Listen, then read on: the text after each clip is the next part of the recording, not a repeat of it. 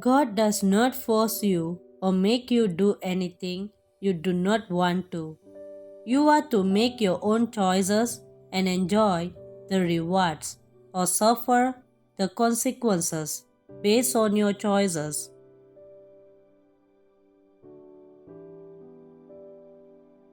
God has a will too. When He created man, He created them with the intention that they will praise and worship Him. But again, He does not force anyone to do this, as He wants all men to come to Him willingly. God's will is His sovereign plans about things that will happen to a person in time.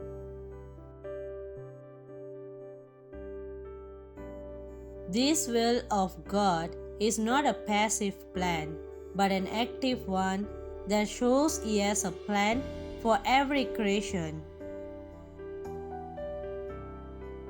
Psalms chapter 115 verse 3 says, "Our God is in heaven. He does what pleases Him."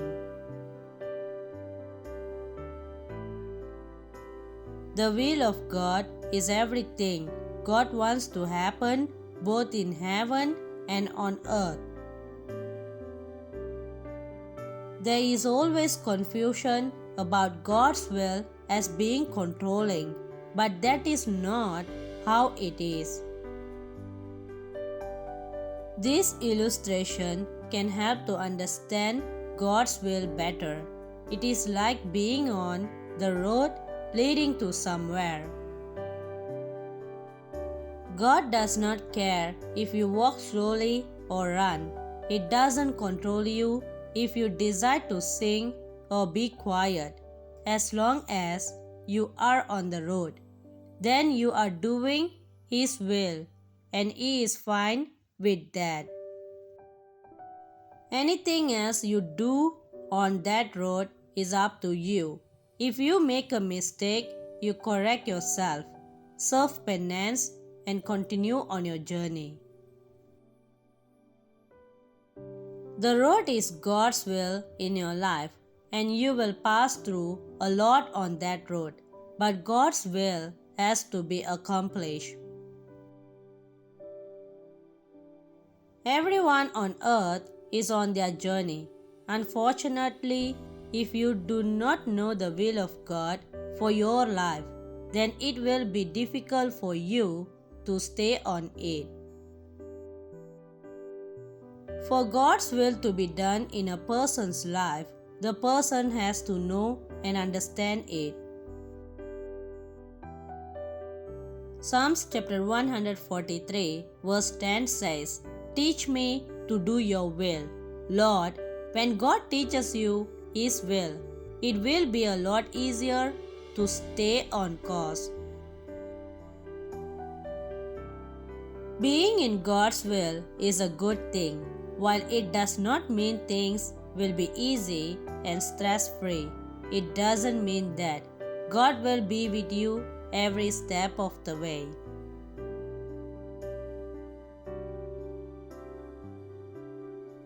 God's presence is that comfort you experience not only in church but everywhere you are. When you are in the will of God, then you will continually be in the presence of God because God is with you.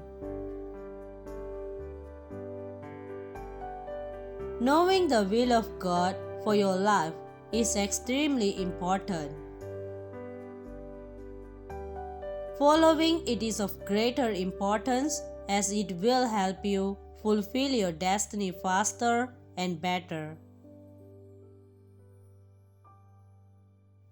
For you to know the will of God for your life, you must know God. The best way to know God is to read the Bible and then understand who God is and His purpose for mankind and you.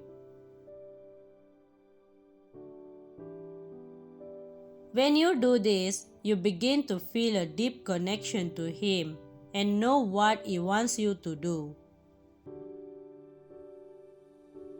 Next, you must stay committed to the will of God for your life by continually praying, praising, and worshiping Him daily.